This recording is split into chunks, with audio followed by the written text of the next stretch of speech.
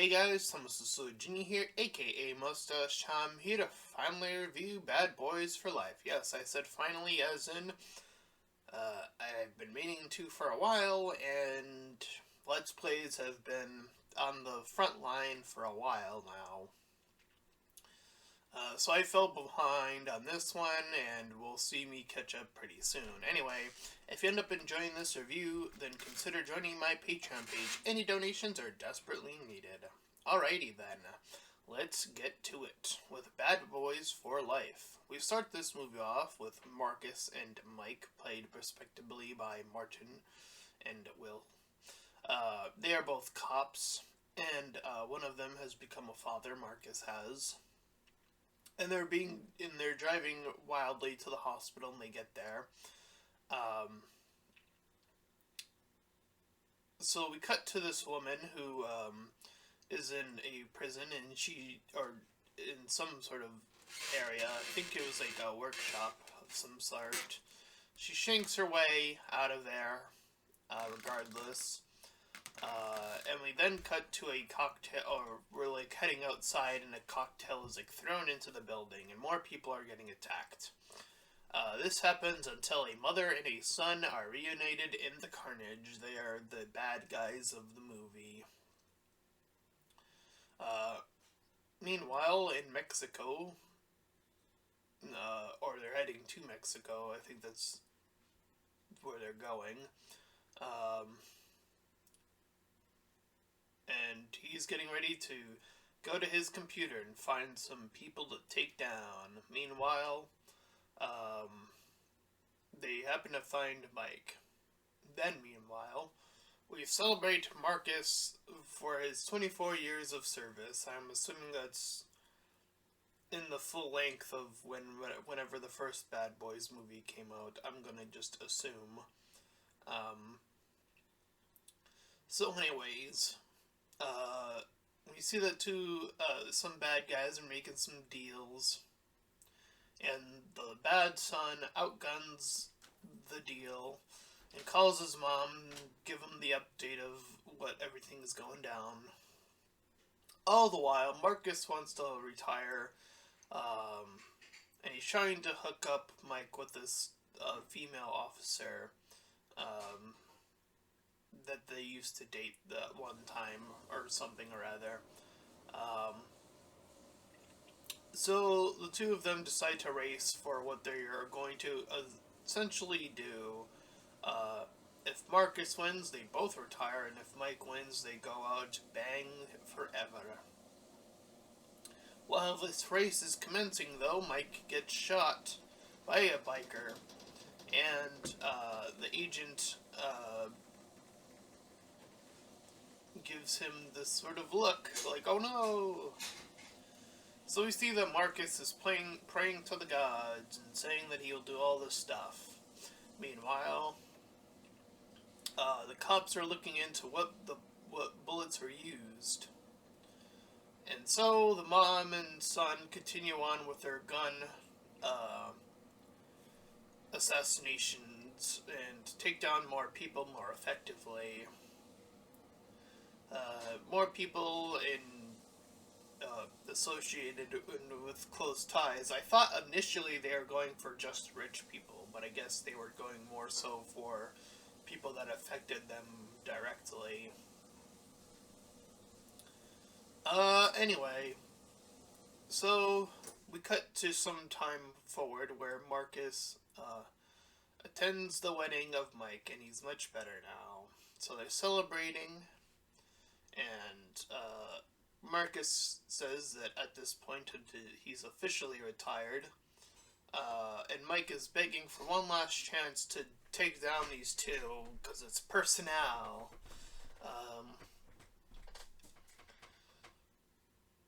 So the son is looking up some more info, calling the mom, making sure, seeing the return of Mike and what that is doing to their little plan. But the woman that gave the face, her name is Rita, I believe, is like checking in on Mike. So Mike, speaking of, wants to go back into the fray, and Marcus is chilling around, and we see that Mike is heading into the chef room. He tortures the chef guy, gets some intel the old-fashioned way, named for a guy named Booker Gracie. Goes in back to the force and joins Rita, so that they can do it the more official way. And Marcus is still like resting up and stuff. So they send out a drone and they check out the deal, and Mike heads out seeing that things are gonna go out of control. The capture goes all wrong. They end up killing the informant. He goes and calls and gets some contact. A contact. Meanwhile, the younger police officers like arguing with Mike about like how to do things now. And we see that Marcus finally is like around, so he picks up Mike. They drop the baby off after a call, and a dead body lands on their car. So Mike goes to see the situation and faces off with the biker, and he sees that the biker is the son character. And after the fact, the son gives another update to the mom. So Mike checks in with the cop, with one of the cops, I should say. And it's the manager guy. So he gives this whole analogy about like a horse, and how that compares to life. And just as he finishes up and they wrap up and they're getting ready to leave, the captain is sniped out. And we cut to a time period where they attend the funeral of him. So Marcus finally decides to, at this point, step up with Mike one last time. Son giving another update to mom, etc., etc. So Mike burst in into the office, and or he burst into like this building, and Marcus is there trying to stall talk to this guy that's like on drugs or whatever. But he also brings in this group named Ammo. And they find this guy named Swahilo, I think it's pronounced. And they start singing the theme song of Bad Boys, but the new squad keep fucking it up. The young blood dude is like getting in with them too. An Ammo crowd work Swahilo hard. They're in this. They get into this club where Swahilo is, and thus he runs for it, and they try to give chase. So as they're heading out, Marcus tells about his promise to God, and more bad guys are coming in shooting. So Ammo swoops in to assist. Meanwhile, Marcus and Mike are go in, and Mark tries to like swoop on in. They chase Swahilo while other bikers are chasing them. A helicopter arrives with a rocket launcher. Mike splits them off because they're on this motorcycle that has like that part. I guess you can split that off. I haven't seen that in a while, and I actually kind of forgot that they can do that. Anyway, Marcus Mike grabs onto the helicopter, the ladder part of it. Marcus shoots up to help save Mike as he's getting a gun down on him. So he goes in and gets some, he gets some hacker help. how Rita's dealing with the bureaucracy of police work. Um, so Mike finds the mom, learns all the info about what he needs, and of course Ammo is shut down. And it comes to the revelation that Mike thinks that the son that we see throughout the movie is indeed his son, specifically. So he's heading out, and Marcus joins in, and he's trying to talk him over with the bad son whole ordeal and what they're gonna do. So they move out to the setup location, and the ammo team once again joins in. Mike heads out, and Marcus slips in, trying to go in another way. So Evil Mom comes out. She says, "Sit down." Rips off his his communication.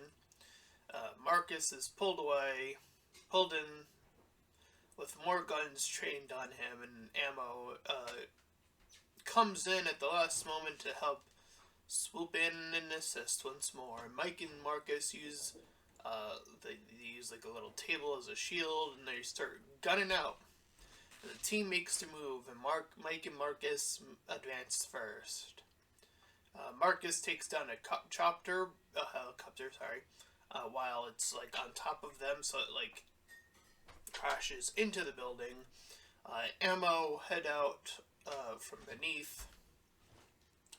The son attacks Mike, and the mom attacks Marcus, and they're fighting respectively like that. Mike lets go. He's trying to tell his son the truth. The son is like still angry, so he's still attacking.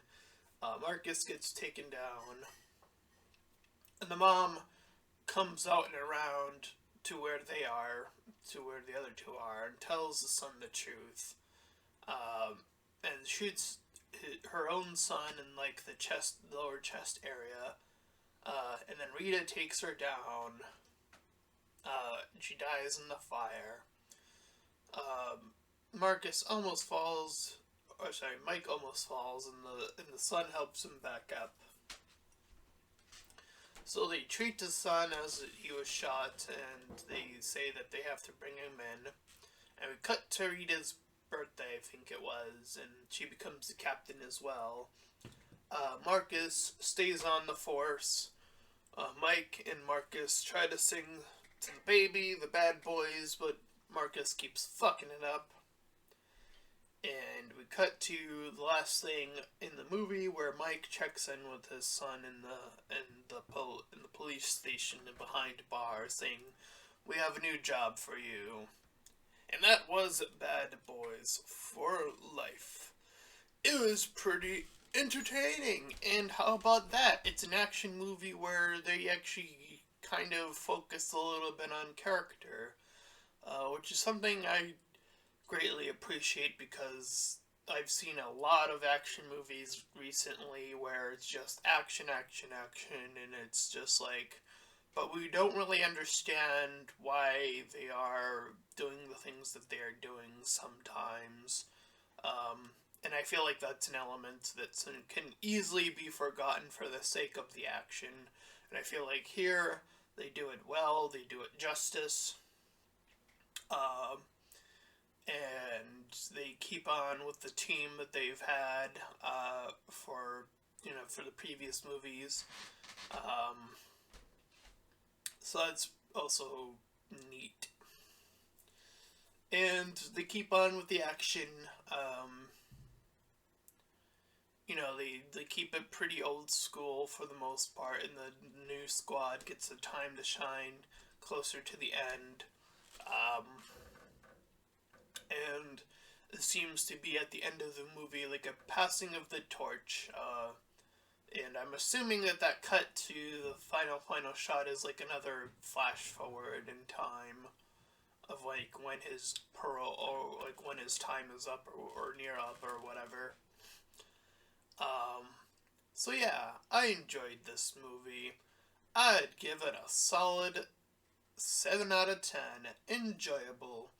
And that is my review for Bad Boys for Life. And if you ended up enjoying it, then please feel free to like, comment, and subscribe. Also make sure to check out those links in the description. One will head you over to my Discord server, the other to my Patreon page. Any donations are desperately needed, and until next time everyone, bye bye!